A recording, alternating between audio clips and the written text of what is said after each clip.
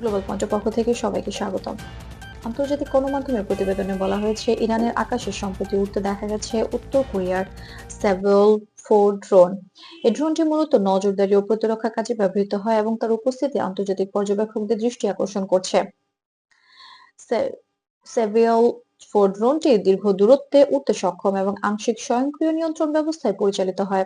বিশেষজ্ঞরা বলছেন, এই উড্ডয়ন ইরানের প্রতিরক্ষা ব্যবস্থার প্রযুক্তিগত অগ্রগতির প্রতীক এবং এটি দেশের নজরদারি ও প্রতিরক্ষা সক্ষমতা প্রদর্শনের একটি সুযোগ হিসেবে দেখা হচ্ছে।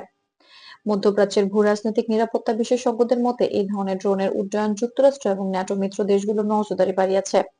পেন্টাগনের সূত্রের তথ্য অনুযায়ী, মার্কিন যুক্তরাষ্ট্র এই প্রযুক্তিগত অগ্রগতি মনিটর করছে এবং সরাসরি সংঘাতের ইঙ্গিত না পেলেও আঞ্চলিক নিরাপত্তার দিক থেকে এটি গুরুত্বপূর্ণ। বিশ্লেষকরা মনে করছেন, এই পদক্ষেপ ইরানের প্রতিরক্ষা নীতি ও কূটনৈতিক সংকেতের অংশ। আন্তর্জাতিক পর্যবেক্ষকরা বলছেন, এটি বড় ধরনের আক্রমণের প্রস্তুতি নয়, বরং ভবিষ্যতের ঝুঁকি মোকাবেলা এবং আঞ্চলিক ভারসাম্য রক্ষার একটি চিহ্ন। এছাড়া ইরান বারবার বলছে যে তাদের কার্যক্রম মূলত প্রতিরক্ষামূলক এবং আন্তর্জাতিক নিয়মের মধ্যে সীমাবদ্ধ। তারা সরাসরি বড় ধরনের সংঘাতে যেতে চায় না, বরং নিজেদের সার্বভৌমত্ব ও নিরাপত্তা রক্ষায় প্রস্তুতি নিচ্ছে।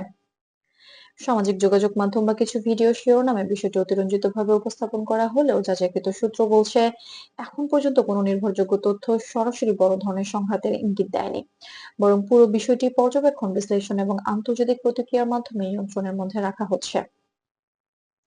সব মিলিয়ে বলা যায়, সেভেল 4 ড্রোনের উড্ডয়ন ইরানের প্রযুক্তিগত অগ্রগতি এবং কূটনৈতিক মনিটরিং, এই তিনটি উপাদান মধ্যপ্রাচ্যের জটিল ভূরাজনীতির গুরুত্বপূর্ণ অংশ। পরিস্থিতি মনিটরিং, বিশ্লেষণ এবং আন্তর্জাতিক যোগাযোগের মাধ্যমে আপাতত বিশ্লেষণ নিয়ন্ত্রণের মধ্যে রাখা হচ্ছে।